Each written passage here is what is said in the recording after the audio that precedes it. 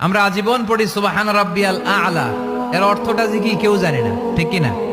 তো চোখ দিয়ে পানি নামবে কেমনে? চাইনিজ ভাষা আমাদের কাছে যেরকম, কোরআনের তেলাওয়াত আমাদের কাছে অনেকটা এরকমই। চাইনিজ ভাষার অর্থ জানি না, কোরআনের আয়াতের অর্থ জানি, কিন্তু এই কথা বললে কি আল্লাহ আমাদেরকে ছাড়বে? No excuse will be granted that day.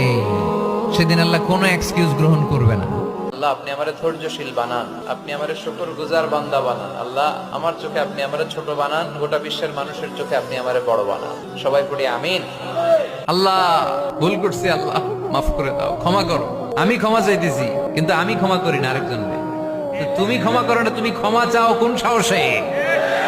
কোন নারীকে যদি তার চেহারার ডিজাইন তৈরি করার সুযোগ আল্লাহ দিতেন, সে নারী তাকে বিশ্ব সুন্দরী করে তৈরি করবে, ঠিক কিনা?